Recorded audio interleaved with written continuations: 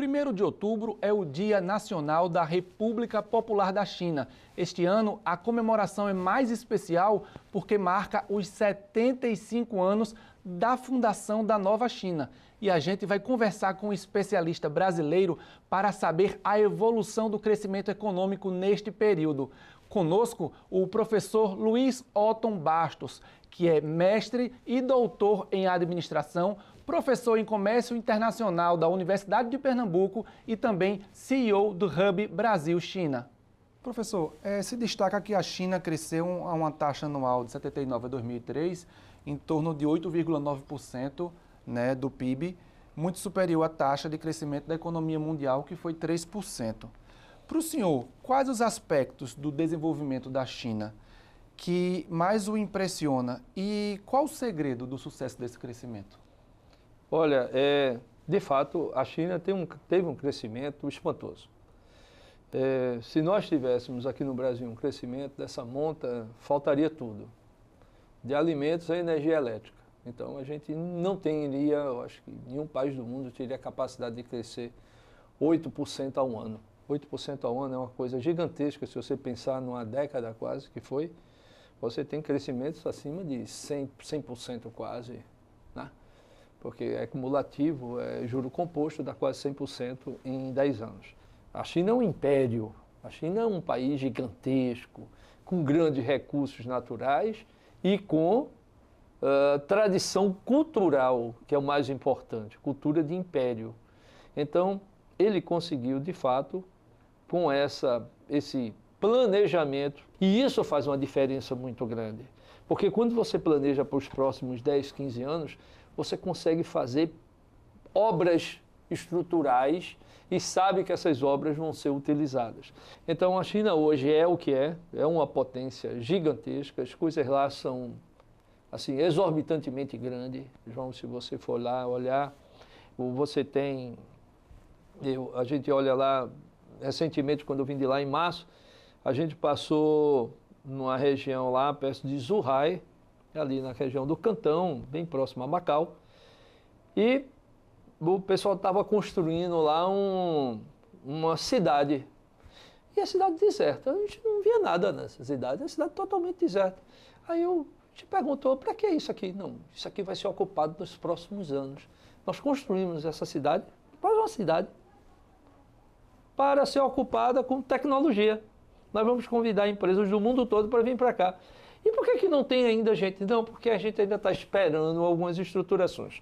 Mas nos próximos 10 anos vai ser ocupado. Então, eles constroem e depois é que ocupam. Quando no nosso Ocidente, a lógica é, à medida que você arrumar a demanda, você constrói. Lá não. Você constrói e depois traz a demanda. Mesmo que você tenha que adaptar quando há uma pandemia, mesmo que você tenha que adaptar quando tem uma guerra na Ucrânia, mesmo que você tenha que adaptar quando tem uma crise climática, mas se você não tem uma trilha, você não sabe para onde você vai. Sêneca falava isso já na Grécia Antiga. Não existe vento bom para quem não sabe para onde vai. Pessoal, vamos voltar um pouquinho a 78, quando houve a política de reforma de abertura. Como é que o senhor avalia a China antes desse período e depois? O senhor acredita também que essa política de reforma, ampliando essa política de reforma, também é um dos fatores que amplia o crescimento do país? A gente nota que ainda tem muito da tradição chinesa, da cultura milenar, é uma cultura milenar e muito forte, e eu acho importante manter. Não acho que eles a China não deve se ocidentalizar, deve se adaptar. Deve pegar o que o Ocidente tem de bom e juntar com o que eles têm de tão bom que fez deles um império milenar, tá? Isso é que é importante. E eu noto que eles conseguem juntar essas duas coisas aí. Tem evoluído muito, com certeza. Hoje a abertura, os chineses são excelentes negociadores, querem se mostrar para o mundo, querem ser a potência mundial, querem ser protagonistas, vão ser protagonistas por uma questão simples, porque eles têm hoje uma quantidade de doutores enorme, aplicaram fortíssimo na educação, aplicam fortíssimo na parte de comércio, e a China vai ser um protagonista. Professor, como é que a gente poderia economicamente explicar para os brasileiros essa teoria do socialismo com característica chinesa? Eles, de fato, conseguiram juntar esses dois fatores de forma muito interessante.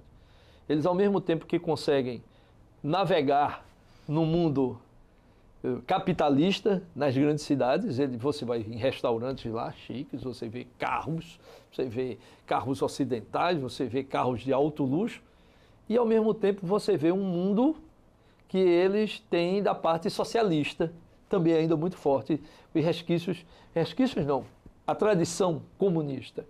E eu acho que talvez isso seja interessante, porque ele pegou um pouco do bom, sabe, de cada um. Agora, que eles sabem fazer isso muito bem, sabem, são muito inteligentes. Isso é muito comercial. Existe uma questão difundida por analistas econômicos aqui no Ocidente de um possível medo que a China se torne a principal economia global. Como especialista na economia chinesa, o senhor observa algum perigo nessa possibilidade ou uma ameaça nessa possibilidade da China realmente ser a primeira economia do mundo? Eu não vejo ameaça. Eu acho que é o seguinte, os grandes sempre são dominadores. Historicamente, você pega a França, já quis dominar o mundo. Como antes. Portugal e Espanha foram donos de metade do mundo conhecido. Toda a América era espanhola, né, com a unificação, Portugal e Espanha. Parte da África, a Ásia, parte da Ásia, tanto que eles estiveram lá, né? Então, eles eram dominadores, eram. Depois vem a França, depois vem a Inglaterra, agora os Estados Unidos, a próxima será a China? Possivelmente. Eu não temo. Eu até acho que a gente deve pegar a parte boa, ou seja, fazer boas alianças e fazer com que sejam economias complementares. Eu acho que o que o Brasil tem de bom para a China, deve oferecer à China. E o que a China tem de bom para o Brasil, oferecer ao Brasil.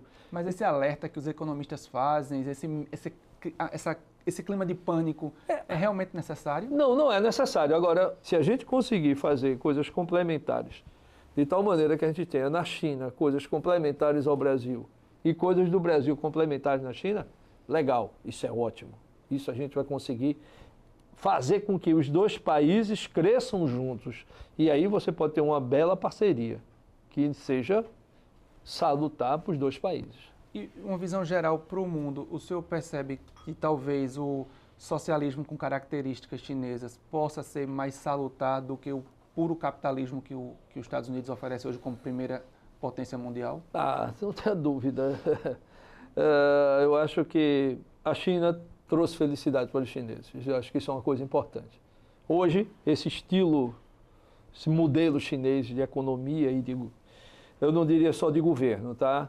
Mas o modelo econômico, que a gente está tratando aqui do modelo econômico, eu acho que o modelo econômico chinês, ele trouxe felicidade para os chineses. Professor, para a gente terminar, como é que o senhor vê essa troca tecnológica entre os dois países? É vantajosa realmente para os dois países? É o que eu falei.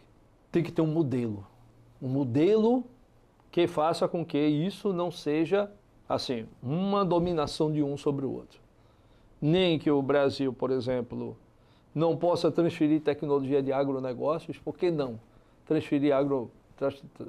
Transferência, nós temos uma Embrapa fortíssima, nós temos uma indústria aeronáutica aqui no Brasil, da Embraer, fortíssima. Por que também não trocar informações com a China? Sim, a China também conhece muito bem de metalurgia, a China conhece de algumas coisas que são muito fortes na parte de produção, manufatura, eles também são muito fortes em algumas tecnologias. Por que não trazer também essas tecnologias para cá? Porque a indústria chinesa não pode vir para cá e contribuir bem com o Brasil. Só que esses acordos precisam ser bem feitos. Se isso for uma relação de troca, se isso foi bem desenhado para ser uma relação de ganha-ganha, excelente. Que Brasil e China se unam. Que Brasil e China cresçam juntos. Professor, muito obrigado pelas suas observações sobre a economia chinesa aí nesses 75 anos de abertura da nova China. Muito obrigado. Mais uma vez, muito obrigado, professor. Obrigado também. Do Recife, Luiz Boaventura, em uma coprodução entre o Diário de Pernambuco e a Rádio Internacional da China.